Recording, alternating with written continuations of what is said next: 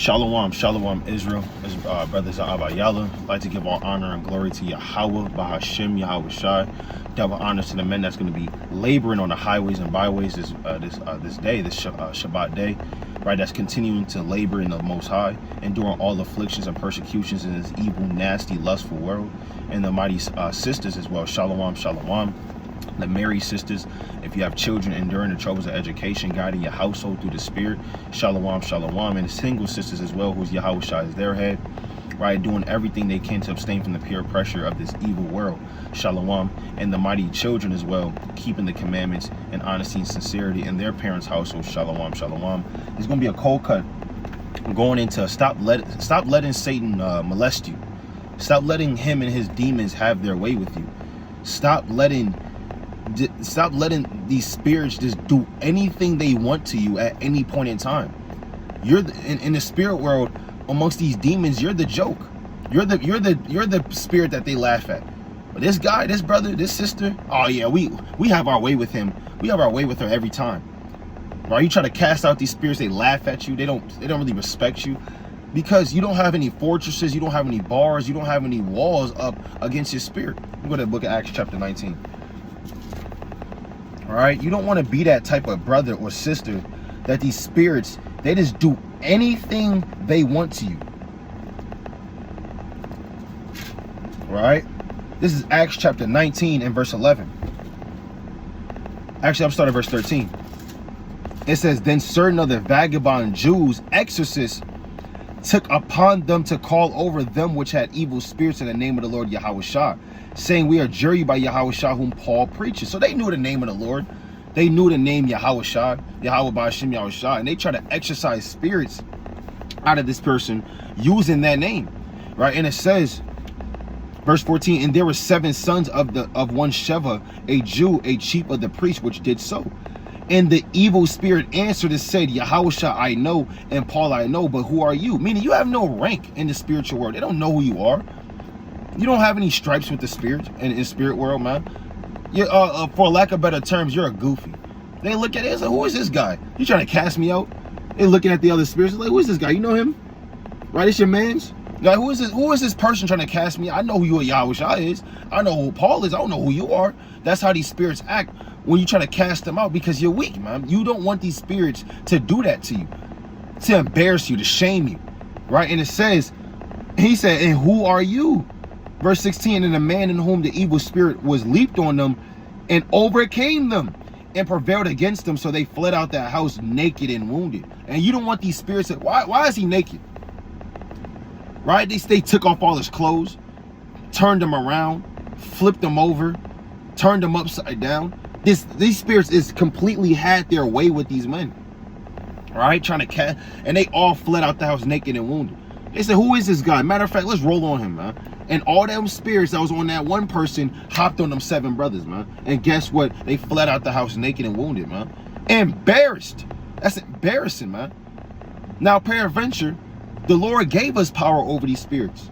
If you truly believe, and you're not in this truth for any other vainglory, for anything that's dishonest, right? Let me go to the book of Luke chapter 10. All right, because the Lord gave us power over these spirits, man. If you truly believe. This is the book of Luke chapter 10 and verse number 17. And the 70 returned again with joy, saying, Lord, even the devils are subject unto us through thy name. So through the name of Yahweh Bashem Yahshua, these devils are subject unto you. Now, those other brothers, they knew the name of the Lord, but were they really in this truth, or were they just trying to do certain things in vainglory? Were they trying to do certain things in dishonesty and not in sincerity, not in purity? That's why those demons were able to leap on them. But if you truly believe, you have power over these demons in the name of the Lord Yahweh Bashem Yahshua. And it says, and he said unto them, I beheld Satan as lightning fall from heaven. Behold, I give unto you power to tread on serpents and scorpions, and over all the power of the enemy, and nothing shall by any means hurt you. So you have power over all demons, man. If you're really in this truth and you really sincerely believe. Notwithstanding, in this rejoice not, that the spirits are subject unto you, but rather rejoice because your names are written in heaven. So when you have power over spirits, and you have rank over certain spirits, and you get to cast out certain demons that you may be dealing with, is because your name is written in the third heaven to be able to even have power over these spirits. That's a mighty thing, man. Right? The Lord said that. You have power over certain spirits, and your name is written in heaven. Now, let's say you cast out certain spirits. Let's say you get those demons out of your temple. Let me go to Matthew chapter 12 and 43. Then what? You cast out demons. You cast out spirits out of your temple. Then what? What else? Matthew 12 and 43, when the unclean spirit is going out of a man, because that's what may happen, the unclean spirit went out of you. He walketh through dry places seeking rest and findeth none. Then he saith, I will return into my house whence I came out. And when he is come, he findeth it empty, swept, and garnished. Right? It's like you move into a new house. You swept it out. You moved, you know what I'm saying? You cleaned up the apartment. And now there's no furniture. There's no fridge. Right? You have no amenities in there. You have nothing in the apartment. It's just empty. There's still room for those spirits to come back into your house, that temple. And that's what these spirits are going to do. You kick that spirit out. But does that mean that spirit don't think he can come back? He said, hold on, I'm about to go back to where he kicked me out at. Let's see if he really want me out of that part. Maybe he was just mad. Maybe he was just, he was just uncomfortable with me at the time. But I'm going to go back. I'm going to really see if he want to deal with me or not. And that's how these spirits will test you, man. And what else? And it says, then he goeth he and taketh with himself 7 other spirits more wicked than himself, and they enter in and dwell there. And the last state of that man is worse than the first, even so shall it be also into his wicked generation. And guess what? That last state of that man is worse than the first, because now you have 7 more demons abiding in that temple. You just cleaned out 1 demon. Now you got 7 other demons in there, man, tossing you, turning you, flipping you up, having their way with you, spreading you out, spreading you apart, and you just taking it. You're not resisting because you can't, right? You're supposed to replace that temple with good spirits, the fruit of the spirits: joy, peace, long suffering, temperance, goodness, gentleness. These are spirits you're supposed to replace it with, but you don't. And that's why these 7 other demons come back and they molest you. Let's go to James chapter 4 and verse 7. All right, James chapter 4 and verse 7. Submit yourselves therefore to the Most High. Resist the devil and he will flee from you. Yeah, you see a little girl, you know what I'm saying? You see a predator and he trying to attack a little girl. She's resisting. Get off of me. Kicking him, hit him in his face, spit on him, trying to run away. And he's sweating. He trying to grab her up. But some brothers in this truth, some sisters in this truth, you don't resist Satan. As soon as he comes, he bounds you up and you just take it. You just look him in his eye and you put your head down. You say, again? You say, yeah. And then guess what? After they're done, you try to call into the Most High. He's so shameful, so sorrowful. And then later, he does this. You say no. And that's the only resistance you do, is say no. He said, what? He grabbed you up again. And now you don't resist, man. The Lord said you got to resist the devil. He's going to try to grab you up. He's going to try to bound you, play tricks on you, lure you into his cave like a nasty predator, like a lion would to a gazelle. And you got to get out of that thing. You got to resist Satan, because this is your temple. All right, I'm going to 1 Corinthians 3:16. This is your body. You don't want Satan to be in your body. You don't want to give sacrifices to Satan when you're supposed to be giving sacrifices to the Most High. It's 1 Corinthians chapter 3:16. Know you not that you are the temple of God, and the Spirit of God dwelleth in you? But the thing is, the Spirit of God don't dwell in you. Satan dwell in you. Huh? You can either have the Spirit of God dwell in you, or you can have the spirit of Satan dwell in you. And it says, if any man defile the temple of God, him shall God destroy. For the temple of God is holy, which temple you are. Let no man deceive himself. Actually, it's like that's it on that. So you don't want the temple that's supposed to be holy, now it's unholy. Right? The Lord is supposed to dwell in your body. The Lord is supposed to dwell in your temple, but he don't. It's Satan. It's Satan all in your body, all in your walls.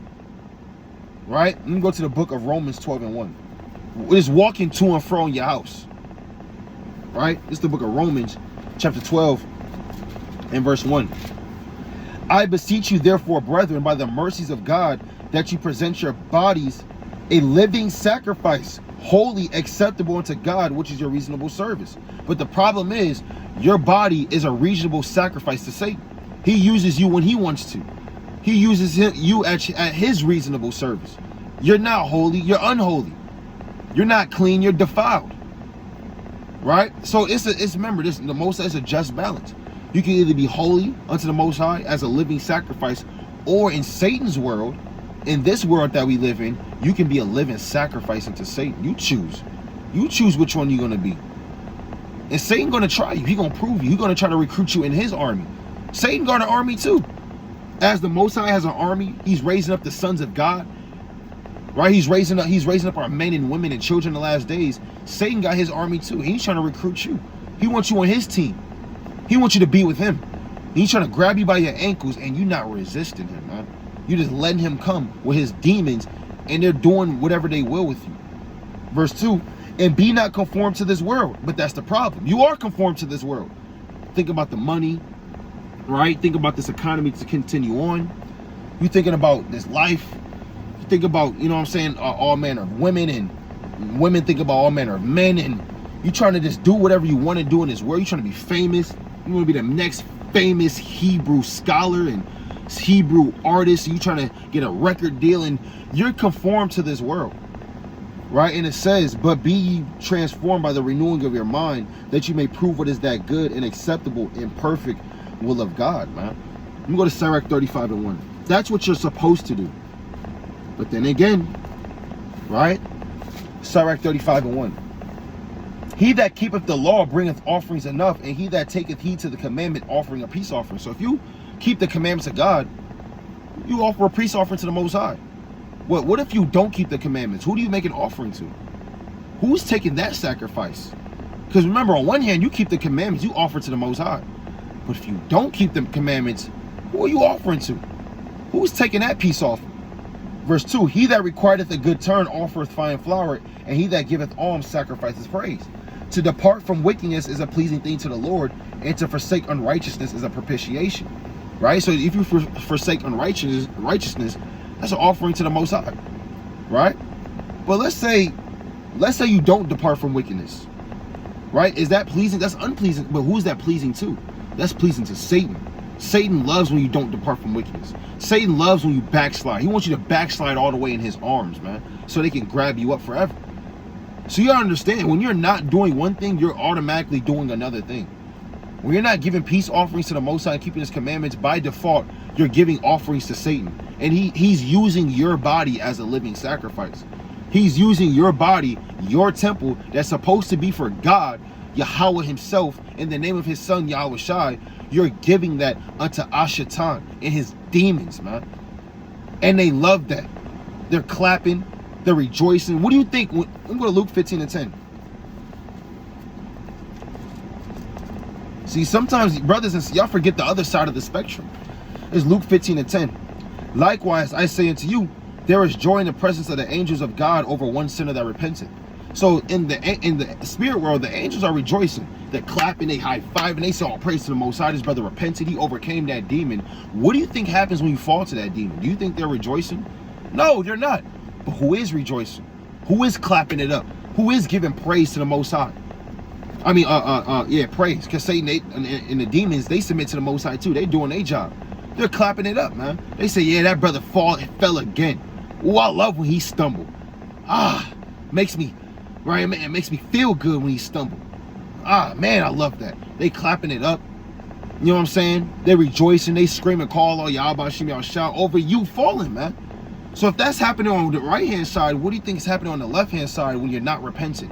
You're not praying. You're not doing what you're supposed to be doing. You're not upholding the things that you have to do in Yahweh Shim, Yahweh Shah. Right? Let me go to 1 Thessalonians chapter 4 and 5. Right? It's the book of 1 Thessalonians chapter 4 and 5. Verse 4.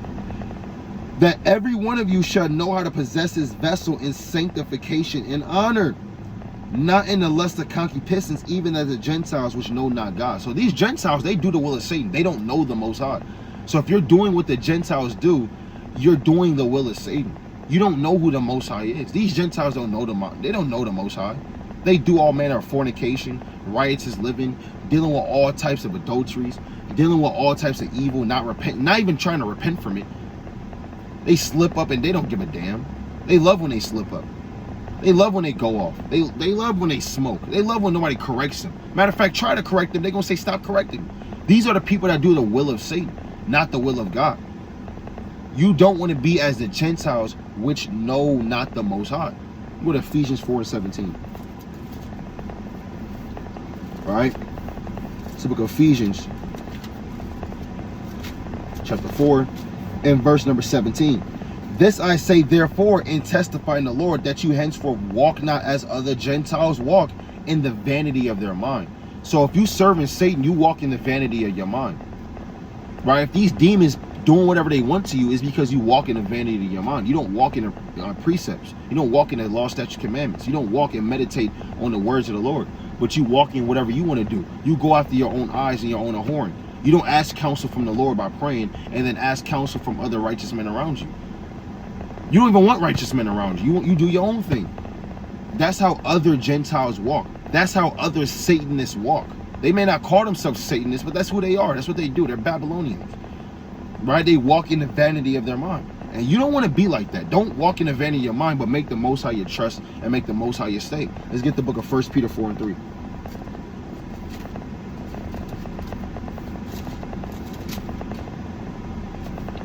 It's the book of 1 Peter chapter 4:3.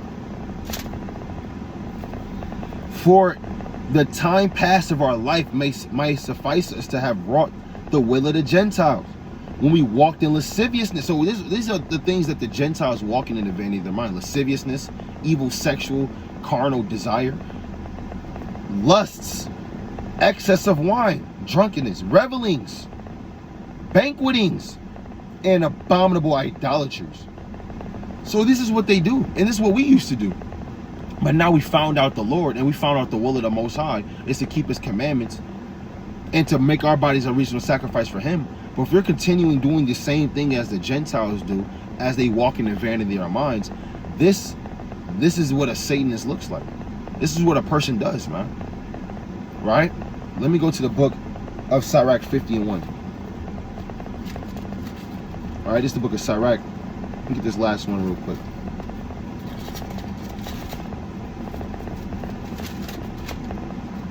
Sirach 50:1, and it says, Simon the high priest, the son of Onias, who is in his life repaired the house again, in his days fortified the temple. This is what you're supposed to do. Fortify your temple. Fortify your body, your temple. Right? And it says, and by him was built from the foundation of the double height, the high fortress of that wall about the temple. You need to have a fortress and a wall about your body, about the temple, so these demons just can't break in whenever they want to. Right? You have the precepts lined up. You got the scriptures already intact for if a demon even come try to try you. It should be hard work for these demons to try to get you. It's like, damn, this brother don't fold, man. These demons should be taking unnecessary measures to try to get you to fall. It shouldn't be that easy for you to fall. Shouldn't be just a piece of cake. Shouldn't take just a woman to walk past and you over here just like this. And next thing you know, you damn turn off the live, you whip open X whatever, and then you just go off, man. It shouldn't be that easy. You should have precepts lined up. You should have brothers already on deck who you should call. Certain videos that you know you should watch. Right? It shouldn't be that easy. You should have a high fortress about the temple. Right? Verse 3, in his days the cistern to receive water, being compassed as the sea, was covered with plates of brass. He took care of the temple that it should not fall, and fortified the city against besieging. And you need to fortify the city against besieging, and that you don't fall to these devices, and that your temple doesn't fall to Satan, man. We go to Proverbs 25 and 28. It's Proverbs chapter 25 and verse 28. He that have no rule over his own spirit is like a city that is broken down and without walls. If you don't have rule over your spirit, you don't have any protection set up against your temple, you're a city broken down without walls. And what is your enemy going to do? They're going to run all up and down in you. They're going to molest you. They're going to take anything they want, man, and walk out. Like how the Babylonians did when they destroyed our temple, man. Right? In the book of 2 Kings, the 24th chapter, they walking out with the high fortress. How the Romans did our temple. You don't want to be like that, man. In the spirit, you should be protected, man, against these demons from besieging you round about, from these demons coming just having their way with you. Like I said, flipping you up, taking you down, spreading you apart, looking you in your eye, smacking in your face, and then you left naked and wounded, man. So I like to give all honor and glory and praise to Yahweh, Ba'ashim Yahushua, keep the Sabbath holy, and I like to bid a mighty strong shalom.